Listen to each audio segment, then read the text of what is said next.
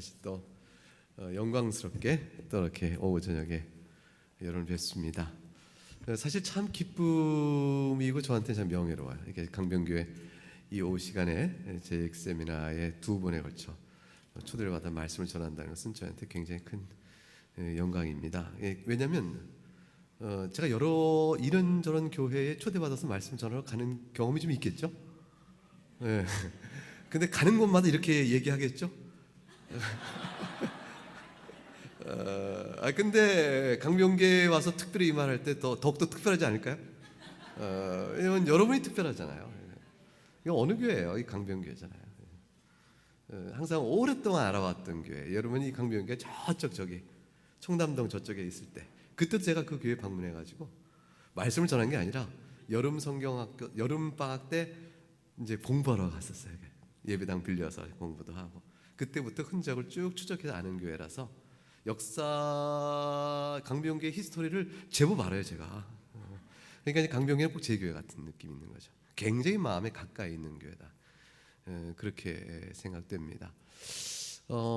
재직소에 와서 오늘 이제 그 지난주 이어서 오늘 말씀을 전할 때 사실 재직이 어떻고 무엇을 위한 부름을 받은 사람이요 어떻게 해야 하는 것인가 이런 질문 앞에의 대답이 특별한 게 있을 수는 없습니다.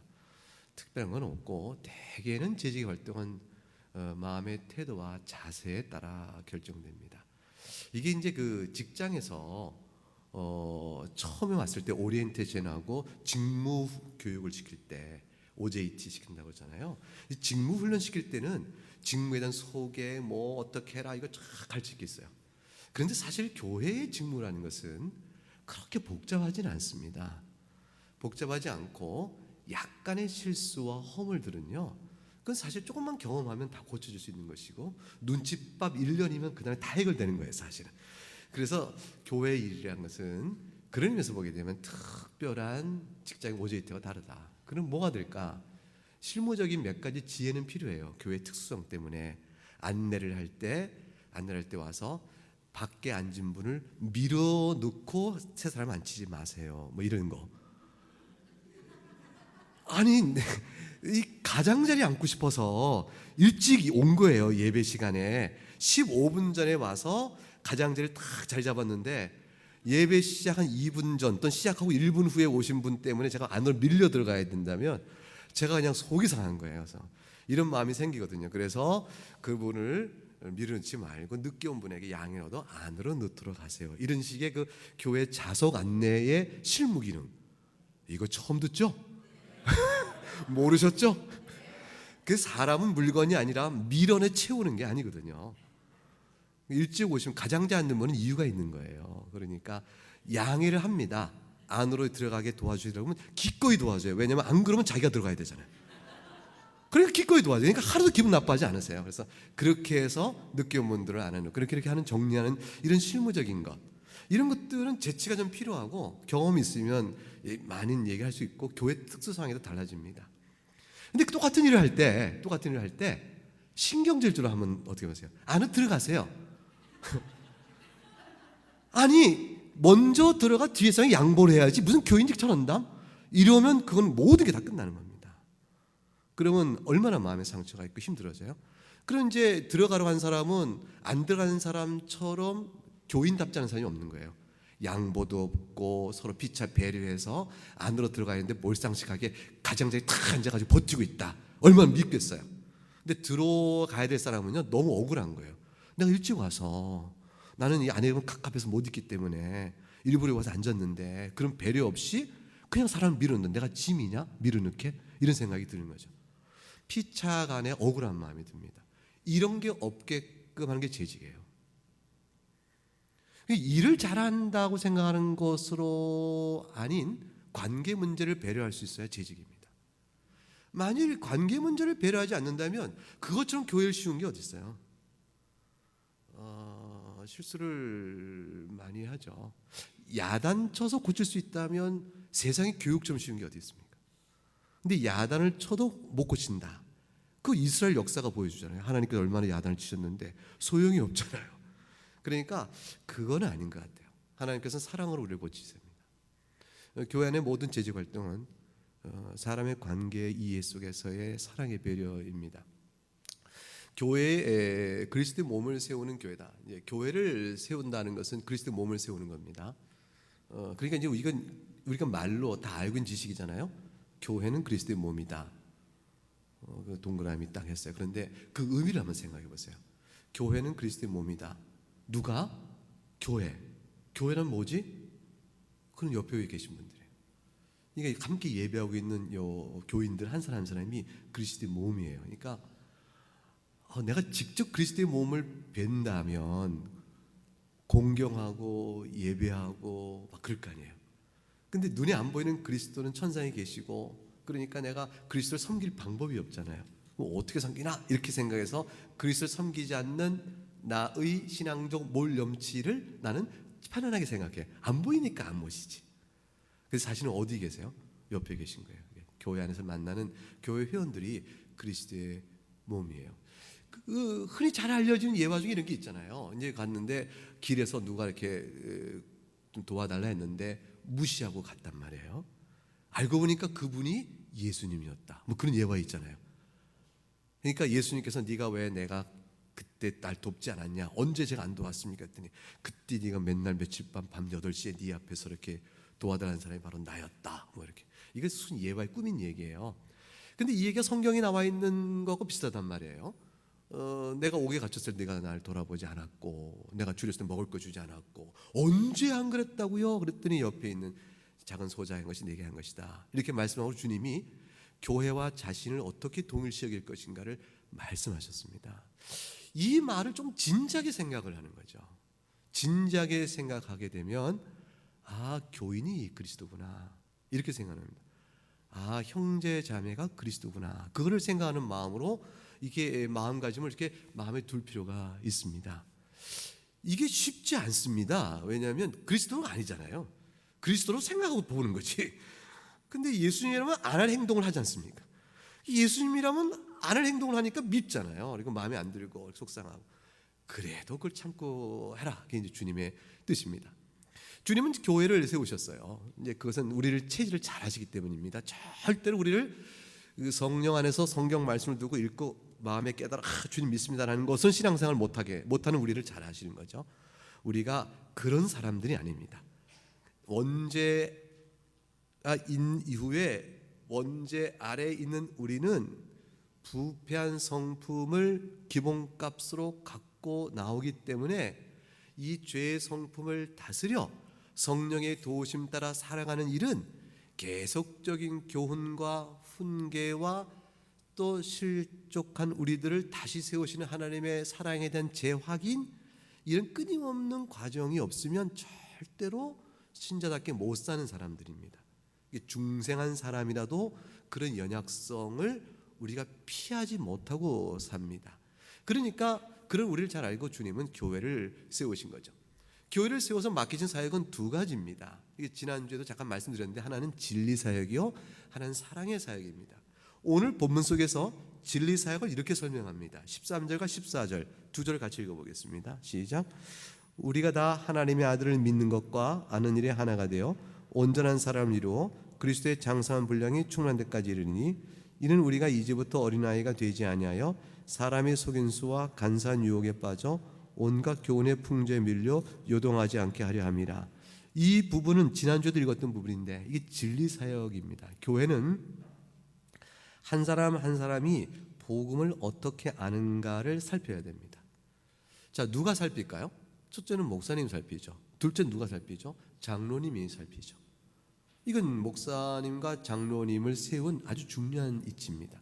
근데 이 일을 잘 살펴야 집사님과 권사님들이 일을 함에 있어서 복음의 지식에 합당한 대로 일을 해나갈 수 있는 판단력을 가지세요. 그러니까 세상적으로 비슷한 일을 한다고 해서 세상 실무에 밝은 사람이 일을 맡는다는 것은 답이 충분하지 않은 겁니다. 자, 교회 회계를, 재정을 봅니다. 출납을 합니다. 회계합니다. 자, 이런 회계 업무, 즉 재정부의 업무는 누가 하면 제일 좋겠어요? 회계사, 세무사, 뭐 이런 분들이 하면 제일 좋잖아요. 그걸 은사라 하여 그분들에게 맡긴다. 그걸로 충분하지 않은 거예요. 그 일이 꼭 그런 전문성이 필요로 하기도 하지만 더욱더 중요한 것은 뭐냐면 약간의 교회적인 재정의 업무를 배워서 성실하며 주의 심장으로 할 수 있는 사람이 더 중요한 거예요. 입이 굉장히 무겁고 봤으나 바로 잊어버리고 기억력이 없는 사람이어야 돼요. 봤는데 돌아서면 잊어버리는 사람, 이 사람이 재정부의 제 1등 은사예요 사실은. 그리고 뭐 입이 무거워서 말을 못해, 이런 분. 그리고 판단이 느려서 A란 분의 현금 계수하다가 왜 이것밖에는 생각이 안 드는 사람, 시험을 안 받는 사람이어야 돼요. 이런 분이 재정부의 정말 중요한 은사예요.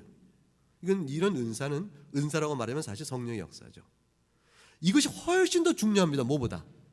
회계 채무 처리, 회계 처리의 재능보다, 세상에서의 그 일을 잘하시는 어떻게 회계사보다, 세무사보다 더 중요해요. 이게 뭐냐면 교회 일을 생각하는 거죠. 그래서 이게 뭐냐면 말씀의 가르침에 따라 심령이 다스림을 받는 사람이 한다는 뜻의 얘기입니다. 심령이 말씀의 지배 아래 있어야 열매가 되어지고 보면 잊고 들을 또 잊어버리고 말도 안 하게 되는 그런 일이 되어집니다. 업무에 따라서는 그렇게 되는 거죠. 그런데 이제 그렇지 못하면, 말씀의 지배에 있지 못하면 그 일을 맡겼는데 자꾸 교회에 소리가 나게 되어집니다. 이러니 저러니. 어떻게 알아요? 교인이 누가 헌금을 얼마 했는지. 근데 이게 시험이 들면서 누구는 더 해야 하는데 그거밖에 안 하느니, 누구는 했는데 안 알아주느니, 이런 말이 도는 거죠. 교회가 이제 영적으로 굉장히 시험이 든 건데, 이거를 그때 고치려고 하면 잘 안 되는 게 뭐냐면 말씀의 지배 아래 있어야 되거든요. 말씀의 지배 아래 있기 전에 마음이 이미 굉장히 강팍해진 겁니다. 그렇게 되면 통제가 안 되고 그 시험거리를 이겨낼 방법이 없게 되어집니다. 주님은 그걸 아주 잘 보셨어요. 잘 보셔가지고 오늘 말씀에는 교회는 진리사역에 염두에 모든 그리스도의 복음을 아는 일에 하나가 되라, 평균적으로 하나가 되어 알 수 있도록 하는 것입니다. 이 일이 얼마나 중요하냐면 교회가 이단사설 거짓된 교훈에 끌려가지 않도록 하는 척경이에요. 모든 교인은 적어도 재직이면 기본적으로 가져야 될 복음적 지식의 수준이 있습니다. 이게 시험 봐서 합격 여부를 따져야 되는데 시험 본다고 교인들 교회를 안 나오세요. 그래가지고 저도 저도 이제 목회 사역의 경험을 통해서 제발 제가 저희 집사람에게 하지 말라고 집에서 꾸중 듣는 얘기가 하나가 뭐냐면, 당신은 가르치는 건 좋다, 근데 왜 꼭 시험 본다는 말을 하느냐. 교인들은 그 말에 시험 드는 걸 모르시느냐. 은혜를 다 까먹는다. 그래서 절대 시험 본다 하지 마. 교회가 좋은 게 뭐냐? 시험 없어 좋고 과락이 없어 좋고 또 뭐 이게 없어 좋은 데지. 교회 성경 공부가 무슨 시험 봐서 점수 매기고 학점 나오면 그럼 교회 성경 공부가 은혜가 되겠냐. 이 얘기예요. 저 집사람 얘기가 맞는 것 같아요. 저는 이제 그 얘기 잘 틀나 맞나 모르겠습니다. 그래서 그러나 기본적으로 알아야 될 게 있습니다. 교회 재직이자면 그게 뭐냐면 하나의 말씀의 신구약 성경이 어떤 책인지 아는 게 중요해요. 그러니까 모세오경이 뭔지를 알아야 됩니다. 창세기는 어떤 책인지를 알아야 돼요. 그 성격을 알아야 돼요. 역사서가 뭐지? 그런 말에 어떤 책들하고 말할 수 있어야 됩니다. 구약의 지혜서는 뭐지? 그건 이런 책. 그래서 적어도 39권의 구약 성경의 분류가 어떤지는 알아야 돼요. 거꾸로 신약 성경에서 복음서 공간복음이 뭐요? 이러면 안 되고요. 근데 마태, 마가, 누가가 공간복음이라고 한다. 그런 정도는 이해가 있어야 돼요. 그러니까 가장 기본적인 성경 구성의 지식이 있어야 됩니다. 그리고 각 권의 특징을 좀 알아야 합니다. 그리고 각 권의 복음서가 어떤 형식으로 되어 있는지 좀 알아야 됩니다. 산상수훈 그러면 마태복음의 5장, 6장, 7장 그건 좀 쭉 나와야 돼요. 사랑의 장 그럼 뭐 고린도 13장 하지만 요한일서 쭉 풀어갈 수 있어야 돼요. 사실 요한일서 사랑의 장이잖아요. 이거 몇 가지 특징을 알아야 합니다. 이런 식의 지식들이 그저 아는 게 아니고 재직은 알아야 돼요. 그건 정말 알아야 돼요. 그래서 두 번째, 요리문답. 그러니까 신앙고백서를 대충 구경을 하셔야 됩니다. 요리문답, 소요리문답은 쭉 같이 읽어서 그것에 낯설지 않아야 되고요. 그리고 요리문답 외에 웨스턴신앙고백서 외에 돌투 신조나 벨직 신앙고백서나 하이데거 요리문답이 있다. 그런 것들의 이름은 다 알고 계셔야 돼요. 그래서 그런 것들을 내가 우리 집에서 책 있다? 누가 뭐라 그러면 읽진 않았는데 책은 있다? 이 말을 하실 수 있어야 돼요. 아니 좀 우습죠? 근데 이것도 모르면 정말 슬픈 일이 벌어지거든요.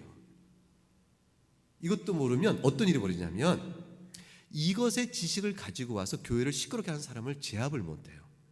사랑으로 품지 못합니다. 너무 지식이 없으니까. 그러니까 강정교회 재직님들이 너무 지식이 없는 거예요.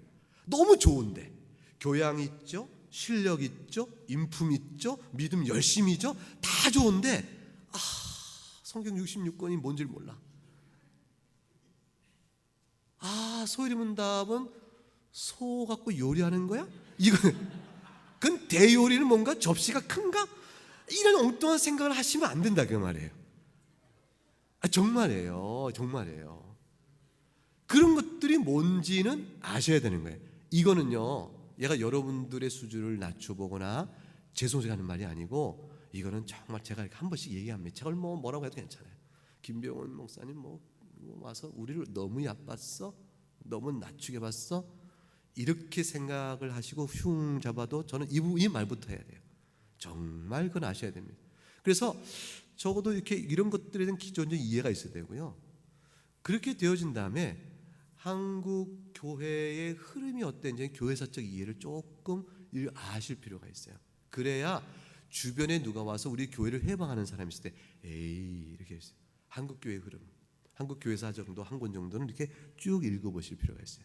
김영재 교수님 쓰신 한국 교회사 참 좋거든요. 심심할 때 읽으시면 이틀 3일이면 다 읽는 것. 그 재미있어서 또 읽게 되는 책. 그런 것들도 읽어보시고 그 정도의 신앙적 교양을 재직들이 고루고루 좀 가져야 합니다. 요 정도의 기본을 닦아놔야 교인들이 이란 사설 거짓 교훈에 흔들림에 있어서 재직으로서 그거는 아닌 것 같아요. 그건 이런 것 같아라고 말을 해줄 수 있는 최소한의 지식 수준을 좀 갖습니다. 이것을 좀 더 심화시켜 나가는 과정이 신앙의 세월이 10년, 20년 되다 보면 요리문답을 이제 거의 다 알게 되는 사람이죠. 대류문답까지 쭉 아는 사람이죠.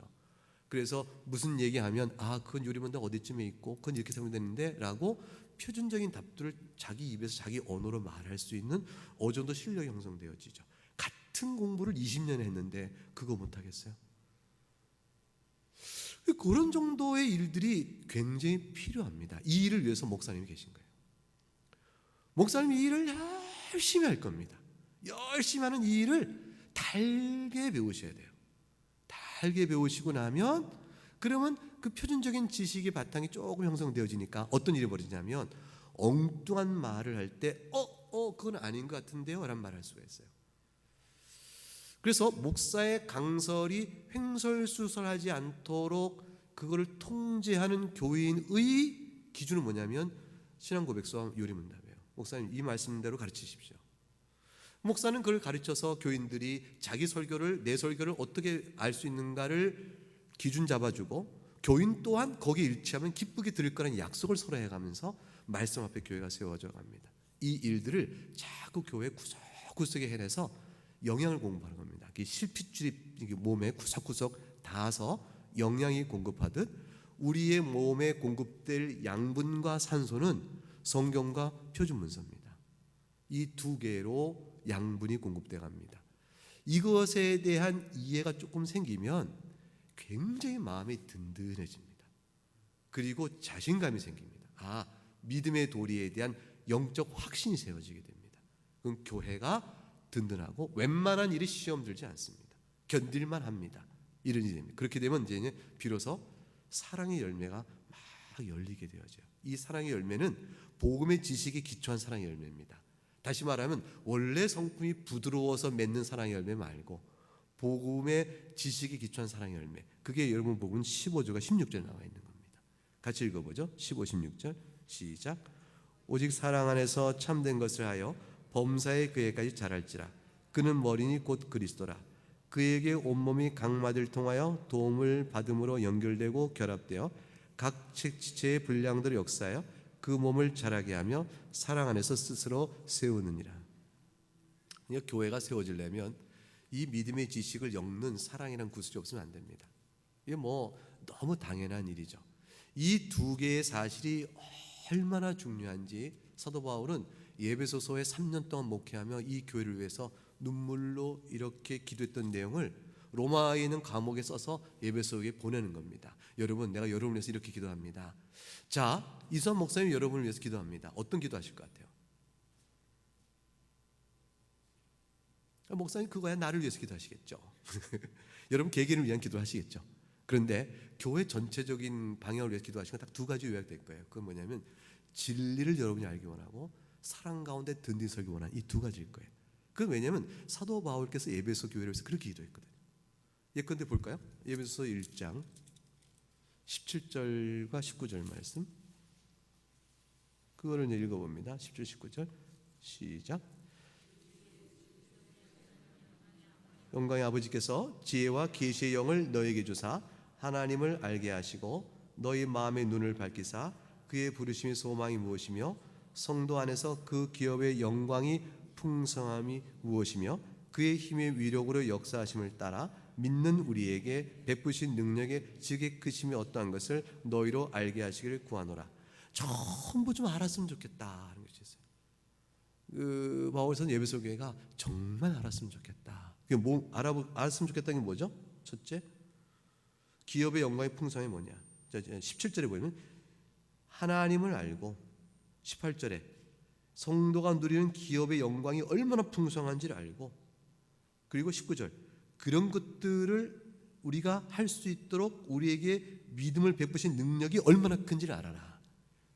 하나님을 알고 우리에게 소망을 주신 영광이 얼마나 큰지 알고 이 모든 걸 믿도록 하신 하나님의 능력, 성령의 능력이 얼마나 큰지를 알아라. 이 세 가지를 알았으면 좋겠다. 거기서 나머지는 더 붙였습니다. 그걸 위해서 여러분 눈이 밝아지고 우리를 원합니다.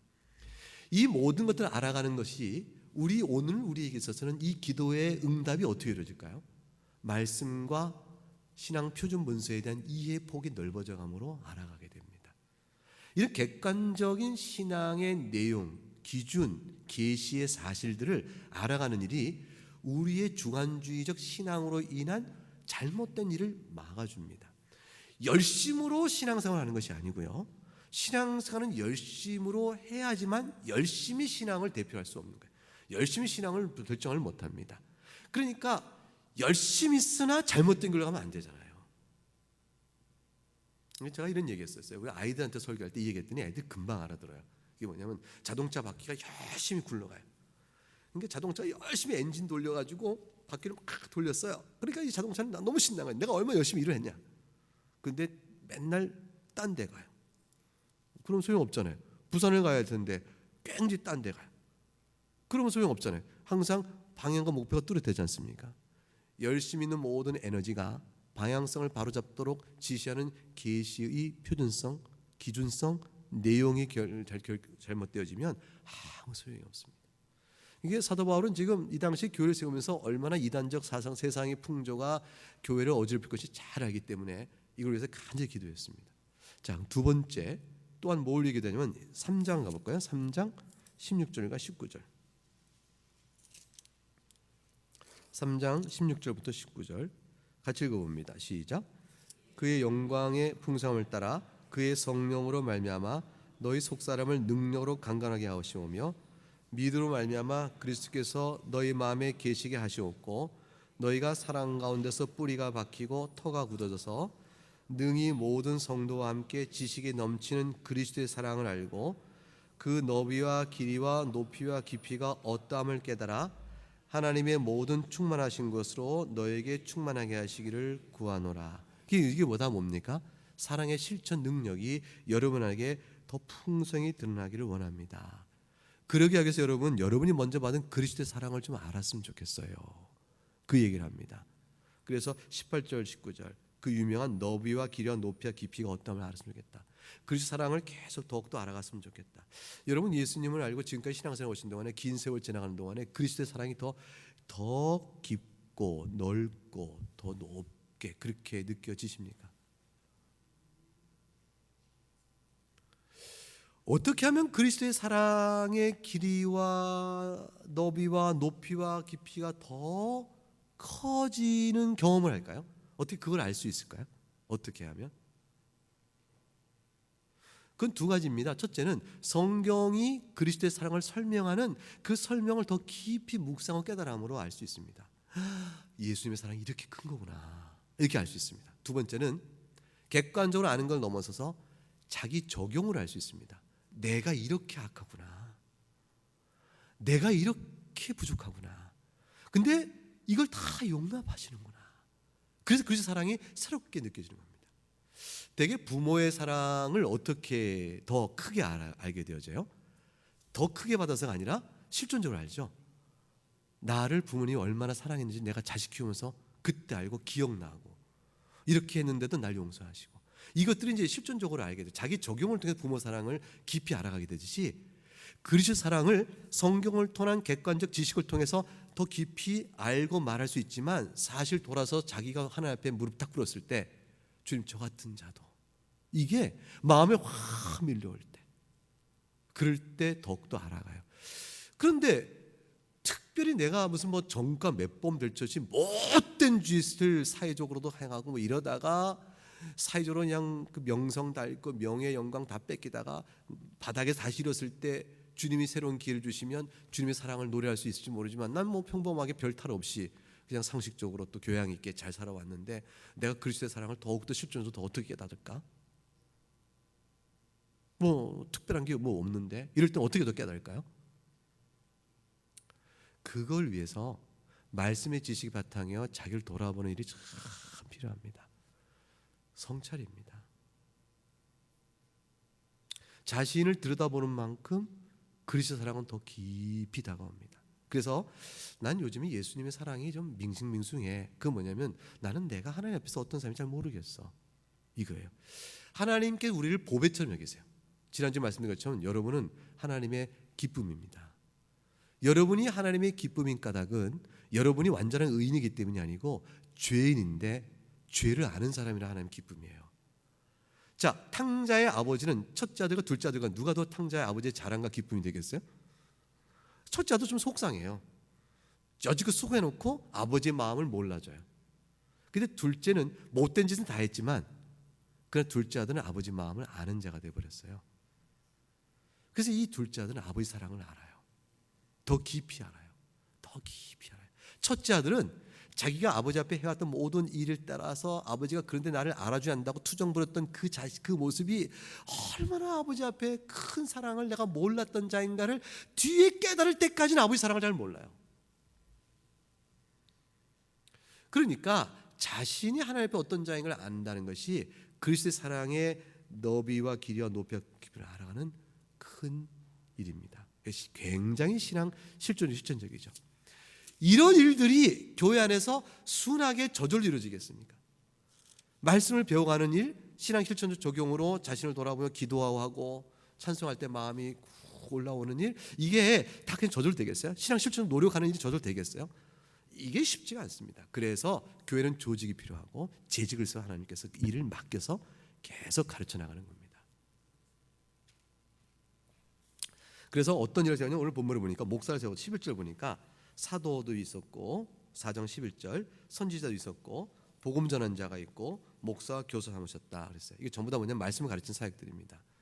이제 우선 11절에 나와 있는 재직의 직분은 일단은 오늘날의 목사가 해당되죠. 여기서 말하는 교사는 주일학 교사가 아니고 실제로 목사는 목양하며 설교하는 자면, 교사는 무엇이 옳은 교리인가를 밝혀준 신학적 연구를 하는 사람이에요. 신학교 교수가 오늘날의 총회 교사다라는 말을 합니다. 그러니까 거기에 해당된 사람이겠죠. 이런 두 사람을 세웠어요. 근데 이게 이제 오늘날 남아있는 직분이고 다른 분은 직분이 오늘날 남아있지 않습니다. 여기서 복음 전하는 자는 초대교회 때에 일단 특수한 부름을 받은 자들이지, 오늘날 일반적으로 복음 전한다 하는 사람들하고는 좀 다르죠. 자, 어쨌건 이 말씀 사역자를 주님이 교회 안에 직분으로 세우십니다. 이건 필수 불가결입니다. 목사가 없으면 교회가 없다는 말을 여러분 동의할 수 있겠습니까? 조금 기분 나쁘죠. 뭐 믿는 사람들이 모임이 교회인데 무슨 목사가 없다고 교회가 아닌가? 없나? 이런 얘기를 해서 좀 언짢으실 수 있어요. 무슨 가톨릭이냐? 사제가 없으면, 교황 없으면 교회가 없는 것처럼 이제 이런 생각이 들 수 있어요. 그런데 사실 목사가 없으면 교회가 없다는 것은 개혁교회, 장로교회의 교회론적 원리예요. 왜 그러냐면 목사를 통하여 설교와 그 다음에 성례가 이루어지니까. 그래서 설교와 성례라는 것은 교회를 세워가는 은혜의 수단이거든요. 은혜의 수단을 집행할 책임 있는 직분이 없으니까 교회는 교회로서의 조직적 형성을 못 갖는다라는 뜻을 갖는 겁니다. 그만큼 이제 목사가 굉장히 중요한 겁니다. 이 목사가 어떻게 그 일을 감당하냐에 따라서 재직 전체 일이 영향을 입게 되어져요. 이게 굉장히 중요한데 목사님이 하시는 일이 뭐냐? 결국은 말씀 사역이거든요. 그리고 당회에서 장로님과 더불어 다스림을 한다는 거예요. 이 다스린다는 것은 군림하여 통제하는 이런 이방인들의 영광을 취하는 그런 게 아니고 섬김의 역할인데 각각 지체들의 영적 상태가 어떤가를 잘 고민하며 살펴 위로하여 그 마음을 잘 그리스도 앞에서 갈 수 있도록 돕는 일을 한다. 그걸 다스림이라고 말해요. 그러니까 위에서 누르는 게 아니고 이 다스림은 특별히 밑에서도 올리는 다스림이에요. 무슨 다스림이 밑에서부터 올라가는 거예요? 섬김일까요? 섬김과 다스림이 같은 게 돼버려요. 그래서 이제 이게 교회의 재직의 성격이 아주 특별한 성격입니다. 섬김의 자세로 다스리면 이방이 교회가 아닌 단체 다스림과 똑같은 형태가 갖게 됩니다. 이게 제일 젊은 사람들이 싫어하는 것 중에 하나는 뭐냐면 이 말하면 싫어하실 것 같은데 해도 될까요? 네. 이건 제 얘기 아니에요. 이게 이제 요즘에 젊은 사람들이 제일 싫어하는 게 꼰대입니다. 제가 이제 우리 아이들한테 뭐라고 했더니 아빠 그거는 꼰대질이라고 하는 거예요 세상에. 뭐 아버지한테 무슨 말 하냐 했더니 그러니까 아버지가 그렇다는 게 아빠가 그렇다는 게 아니고 그런 일을 남에게 하면 소위 꼰대질이 돼요. 근데 꼰대라는 말이 지금 보니까 오히려 순화된 말이에요. 더 나쁜 말도 있더라고요. 젊은 이들이 위에서 권위로 상황과 형편을 무시한 채 내리눌리는 모든 일의 태도나 성질을 아주 싫어합니다. 그래서 요즘은 일반 사회에서도 그런 일들에 대한 조심스러움을 가져요. 근데 교회 안에서 만약 그런 게 나타나면 사실은 교회는 계속 굉장히 보수적이거든요. 그러니까 교회에서 그런 일이 나타나면 젊은 사람들은 영 그런 나이 든 교인들과 섞이기 싫은 거예요.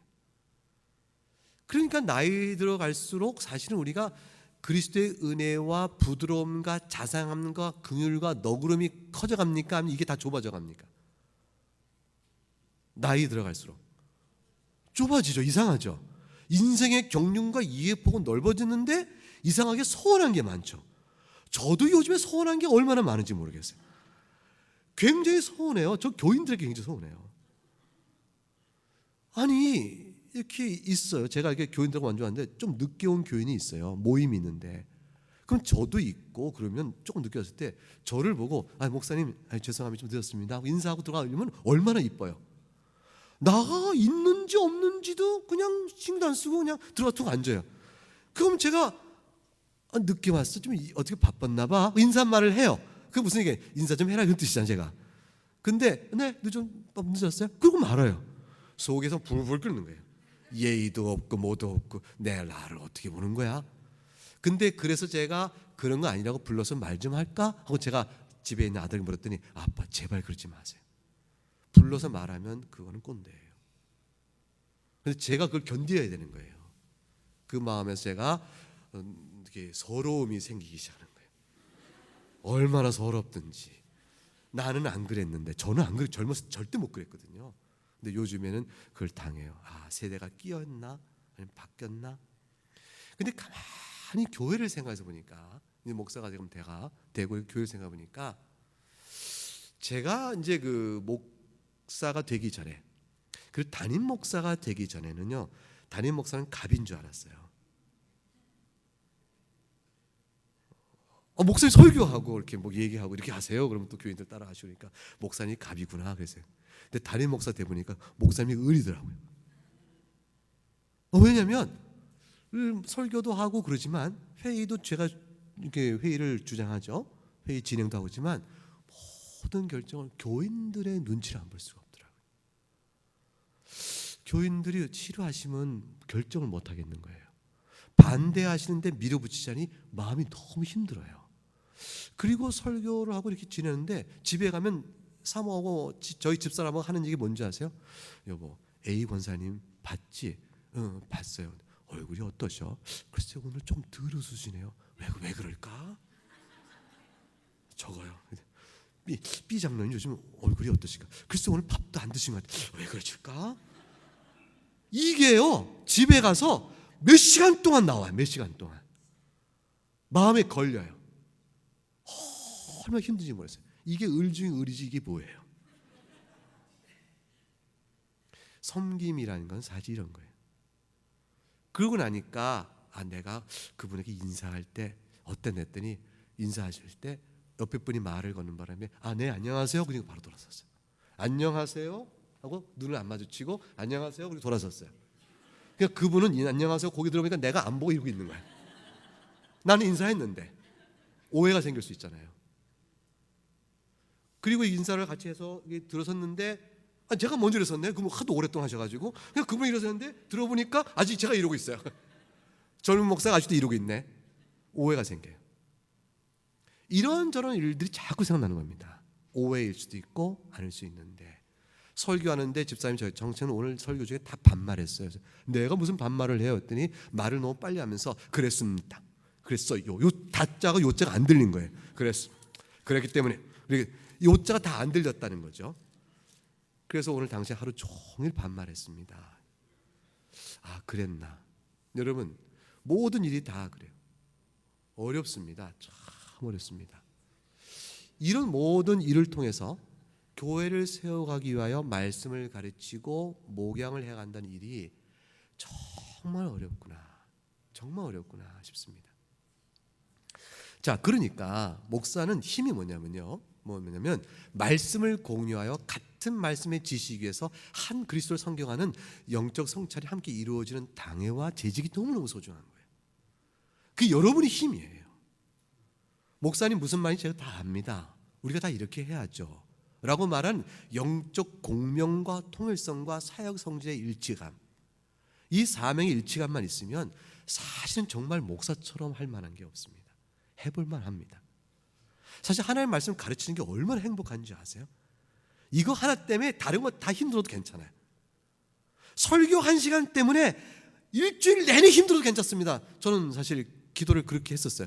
힘들면 너무 힘들긴 하더라고요. 근데 아무튼 그러나 그만큼 하나님의 말씀을 가르치는 행복감은 무엇과도 바꿀 수가 없습니다.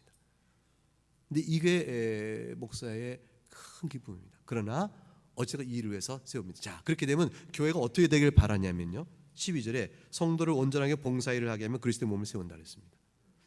결국은 이런 말씀의 사역을 통하여 사랑의 열매가 빚어져 성도가 서로 간에 사랑하며 어울려가 이렇게 세워가는 일들이 자연스럽게 있기를 원하는 것입니다. 자, 그러면 이런 일을 하기 위해서 결국은 장로교 안에서 결국 당회가 제일 중요하죠. 당회와 권사회와 집사회가 있는데 집사회와 권사회는 되게 실무적 일을 많이 해요. 집사회는 되게 여러 실무적으로 구제와 교회 안에 돌아봐야 될 여러 일들에 대한 일들을 관장한다. 교회 장로교 헌법적으로 되게 그렇게 돼 있어요. 근데 집사님들과 하는 일은 구제와 연약한 자 돌아보는 모든 일들은 권사님들의 성격도 같은 거죠. 그러니까 이제 실무적인 일들을 많이 해요. 물론 교회 실무적인 일들을 장로님들은 배제시킨다는 뜻은 아니에요. 가령 이제 저는 처음에 그렇게 이해했어요. 장로님은 영적 사무, 집사님과 권사님은 신방 사무, 그리고 이제 기도 사무, 그리고 이제 집사님들은 재직에 대한 여러 가지 이제 실무적인 일들, 이렇게 생각을 처음에 했었습니다. 그 제가 이제 공부를 좀 더 하면서 보니까 전혀 안 그래요. 미국 교회 가봤더니 장로님들이 다 일을 해요. 그래서 어떻게 일을 하시나 했더니 결국 재직의 구성에 있어서 운영회를 세우건 뭐를 해오건 결국 장로님도 다른 일들을 다 하시더라고요. 그러니까 영적 사무를 맡는 장로의 당위적 기능이 있고 나머지 재직에 있어서 여러 가지 실무적으로 손발을 움직여야 될 일들은 장로님이건 집사님이건 서로 차별 없이 다 일을 돌보더라고요. 그래서 일의 나눔이 있어서 차별이 없이 이루어져요. 그 대신 당회적 업무는 장로님들만 하시는 거로 이게 구별이 되어 있는 걸 봤습니다. 제가 이제 어느 교회를 이제 봤을 때 우리 교회 이런 말을 해요. 우리 교회는 집사님들은 다 일을 하시는데 장로님만 되시면 뒷짐지시고 돌아다니시고 안 하고 딴 일 하신다. 이렇게 되어 있는 일이 있어요. 왜 그러신가 했더니 오해를 하신 거예요. 장로님들은 영적 사무, 기도에 전념하고 교인들을 감독 감찰하는 것이 경찰도 아니고 무슨 돌아다니면서 이렇게 쑤셔보는 것도 아니고 옛날 대학가에 들어가서 뭐하고 있나 동태전공하는 것도 아니고 뭘 어떻게 하시는 거예요. 그게 아니고 실무적인 일들을 나누어 짐을 지심으로 교인들 형편을 돌아보고 세우는 일을 하시는 거예요. 그 외에 장로의 고유의 기능들이 있어요. 교인들을 영적으로 형편을 돌아보는 일들을 하고 때때로 관할 맡은 구역에 교인들의 상태를 돌아봐 위로하고 신방하며 아껴줘야 합니다. 마음이 좀 어때? 이렇게 요즘 직장생활 스트레스 좀 많아? 힘들지. 내가 기도할게요. 집사 우리 한번 기도합시다. 장로님이 자꾸 기도해 주는 거예요. 교인들이 장로님 기도가 늘 마음에 있어서 기뻐요. 목사님은 너무 교인이 많고 장로님들이 그 일을 조금씩 맡아서 해줌으로 교인들과 영적인 아비와 같은 공고함이 이루어집니다. 근데 여성한테는 접근이 힘들잖아요. 누가 해야 돼요? 권사님들이 그 일을 해야죠. 그러므로 서로 어우러져 가게 되면 교회 실무적인 일이 영적이게 되어집니다. 실무를 능률로 하지 아니하고 자기의 주관으로 하지 않고 배려와 상관관계에 있는 영적인 일로 태도로 그 일을 할 수 있게 되어집니다. 그래서 위에서부터 영적인 가르침과 영향력이 밑으로 쭉 내려와야 합니다. 베드로전서 5장을 한번 가볼까요? 베드로전서 5장.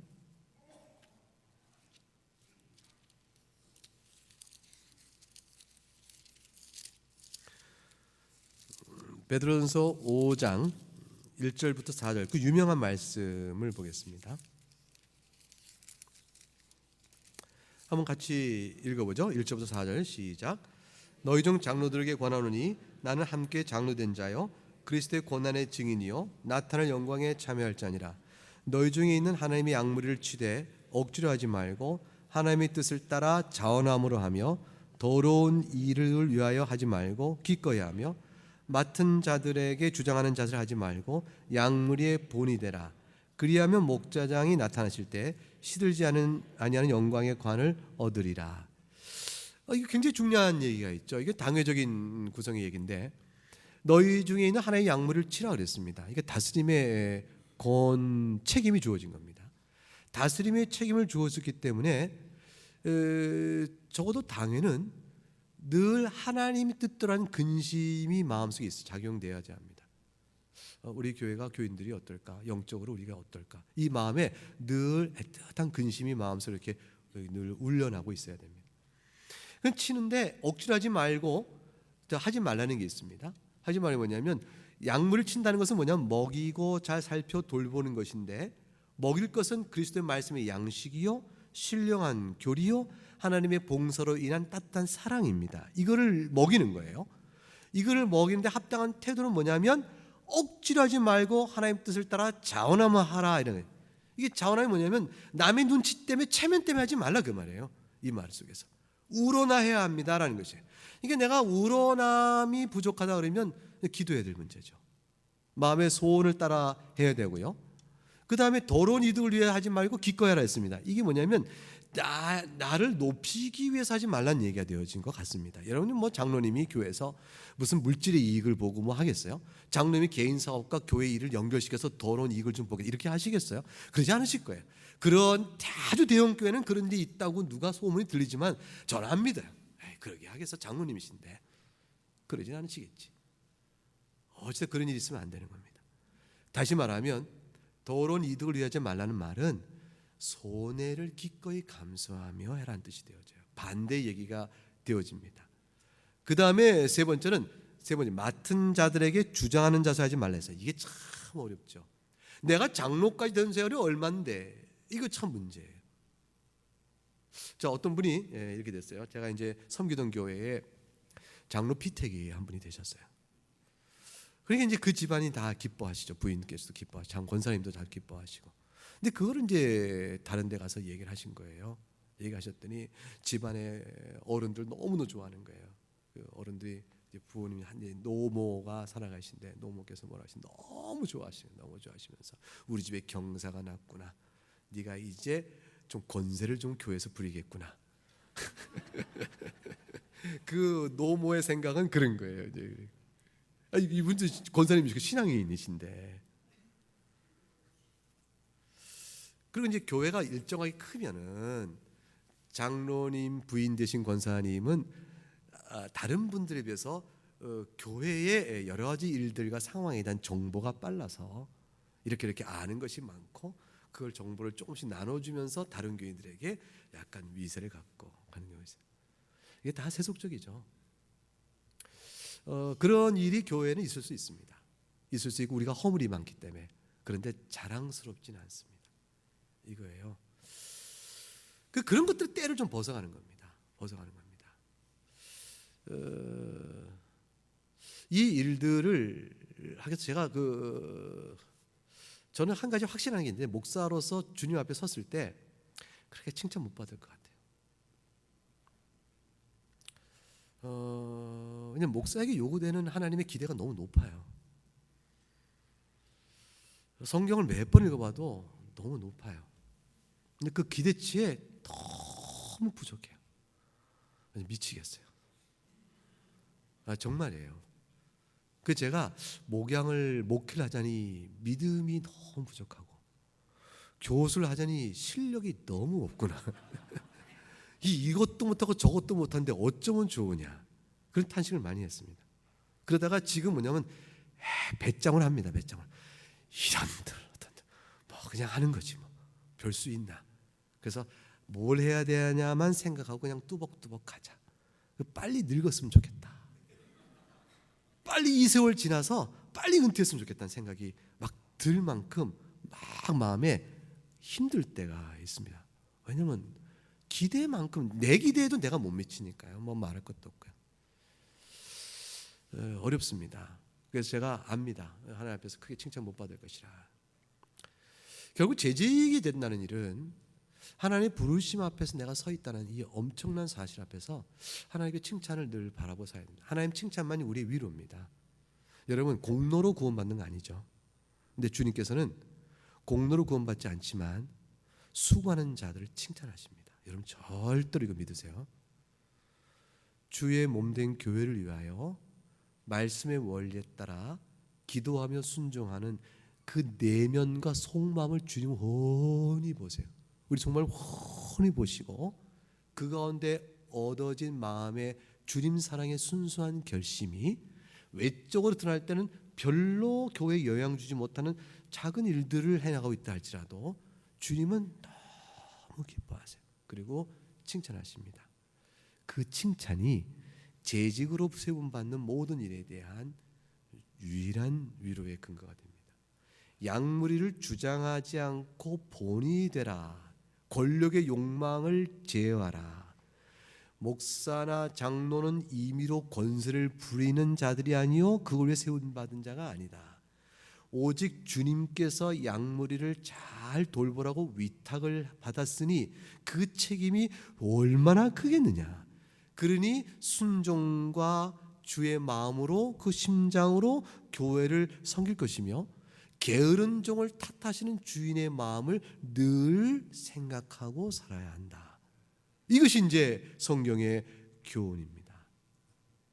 그리고 나서 수고를 다한 다음에 무익한 종이니 마땅히 할 바를 다 했으니 무슨 칭찬을 받겠습니까? 라는 고백을 마음에 갖고 있어야 한다라는 것입니다. 이것이 온전케 되어지면 절대로 재직 전체는 원만히 돌아갑니다. 저는 이거 확신합니다. 모든 교회 문제와 재직상의 불협화음은 결국 당의 문제입니다. 당회가 하나가 되고 사랑 가운데 세워지며 이 부르심을 정말로 위로하며 세워지면 그 흐름의 영향력은 온 재직, 집사님과 권사님 전체 안에 풍성히 들어지게 되어 있습니다. 주님이 그렇게 역사하시기 때문입니다.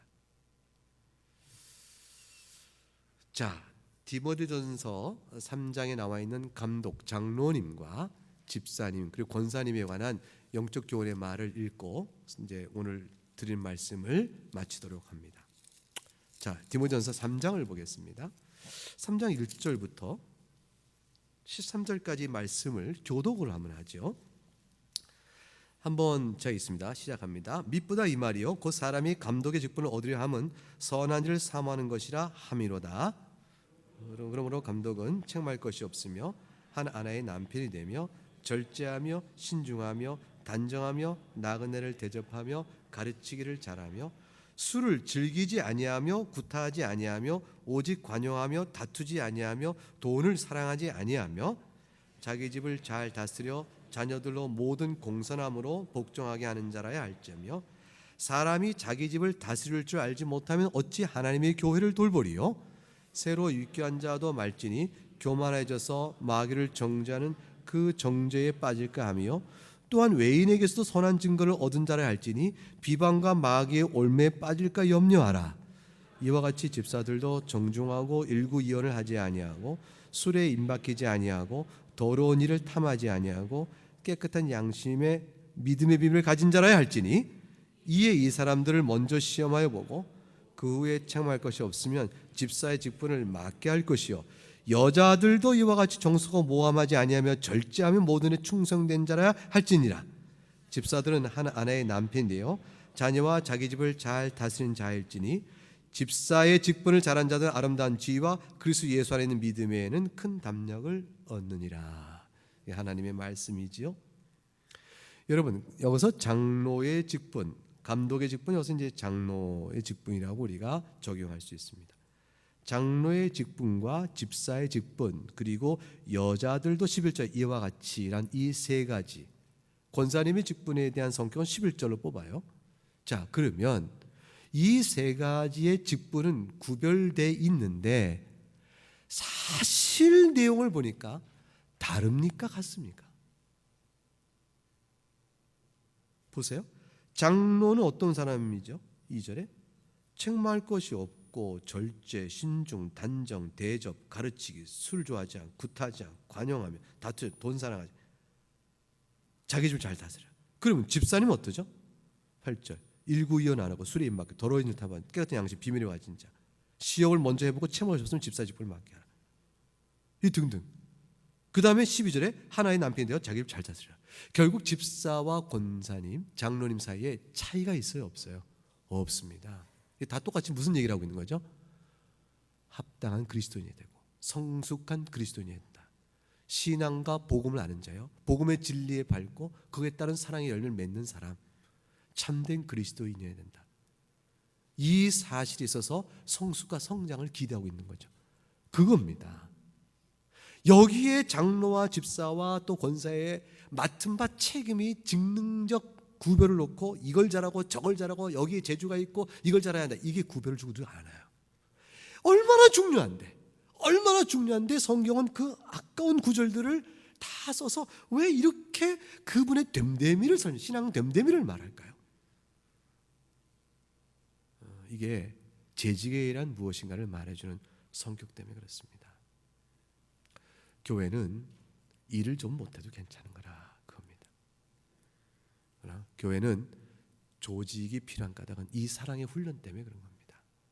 여러분 어차피 이렇게 곧 주님 만나잖아요. 한 30년 뒤에 주님 만나고 싶으신 분 손 들어보세요. 난 주님 만난 30년 남았어 내 생각에. 그런 분 손 들어보세요. 별로 없으시네요. 인생 100세라면서요. 20년 남으셨나요? 모르죠 우리가. 주님 뵐 날이 그렇게 멀지 않은 것 같습니다. 이제 뭘 인생의 뜻을 두고 살까? 무슨 재미로 살아볼까? 내 마음에 신앙적 열등의식 같은 거 없으세요? 뭐 그런 게 좀 있을 수 있어요. 신앙적 열등의식. 성경 좀 읽어야 했는데 못 읽었거든 평생. 기도 제일 어려워. 기도가. 찬송 노래를 못해서. 봉사 그게 좀 어렵더라고. 사랑의 봉사. 이게 난 시험이 들어. 주방으로 들어가면 시험 들고, 봉사를 안 하면 신앙에서 잘하는데 봉사만 하면 시험이 들어서 내가 좀 상처 입어. 뭘로 마음의 신앙에 대한 감사와 위로의 확신을 채울까? 가만히 보니까 잘한 게 없어요. 이 열등의식이 있어요.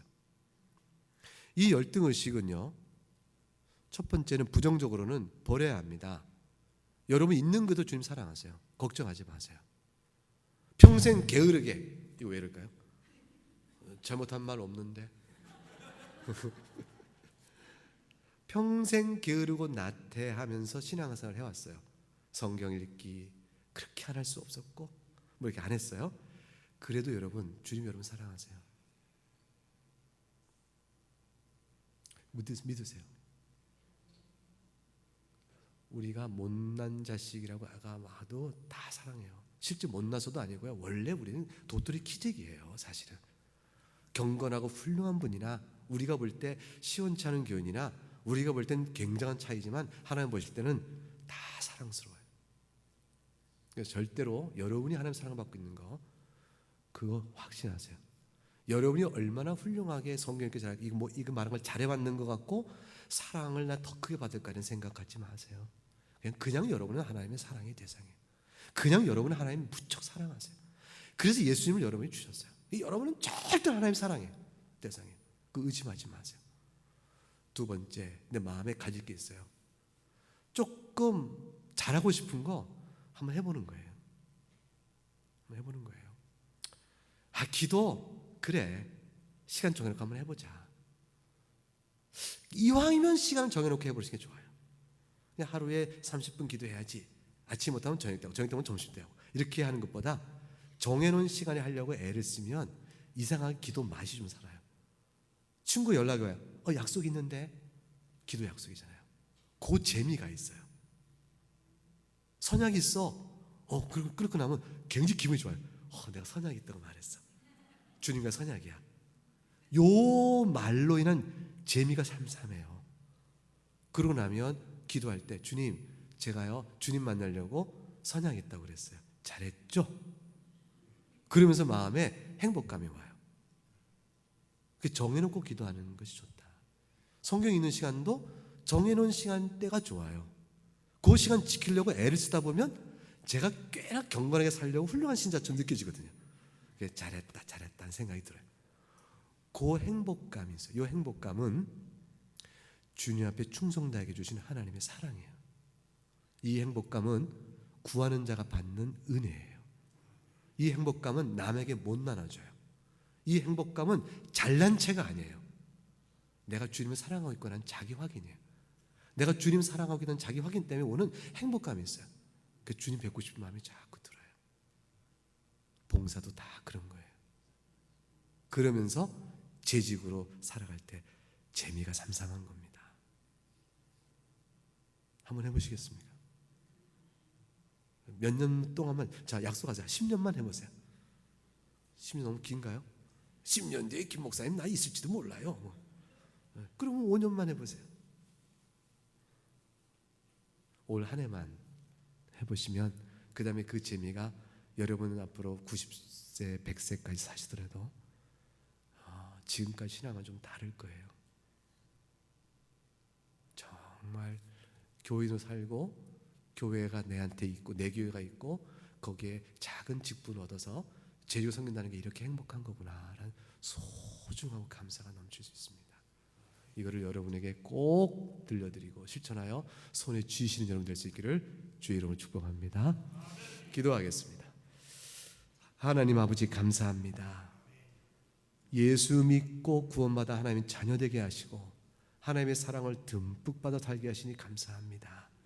우리가 각각 사는 처지는 다 다르지만 한 인생 중에 주의 사랑의 대상이요 하나님의 자녀라는 사실을 다시 한번 생각하며 마음에 굳게 기뻐하며 감사를 드립니다.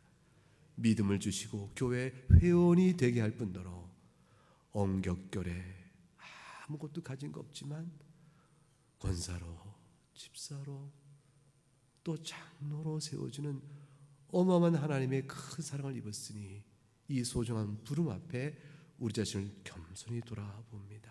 주님이 우리의 연약한 체질과 형편하시고 교회를 세우시고 교회를 세우시며 직원을 두어 그 직원을 통하여 교회를 세우도록 하신 그 뜻을 생각하며 우리 각각 부르심의 소명이 얼마나 큰가를 생각합니다. 강병교회, 하나님이 지금까지 그토록 사랑하신 교회, 이 교회 직원들로 오늘까지 교회를 사랑하심을 나타냈사오니 수고한 사랑하는 강병교회 재직들 한 분 한 분에게 위로해 주시고 훗날의 복음 사업을 충성되게 행한 자들을 불러 모아 칭찬하실 그날에 강병교회의 이름으로 함께 어우러져 직원으로 칭찬받을 줄 믿고 손을 모아 마음 모아 함께 섬겨가는 아름다운 직원들 되게 하시고 특별히 한 분 한 분마다 개인적으로 적용하여 새로운 결심과 새로운 각오로 주 앞에 나오는 아름다운 역사가 이 강병교회 올 한 해 넘칠 수 있도록 도와주시옵소서. 감사하고 예수님 이름으로 기도하옵나이다. 아멘.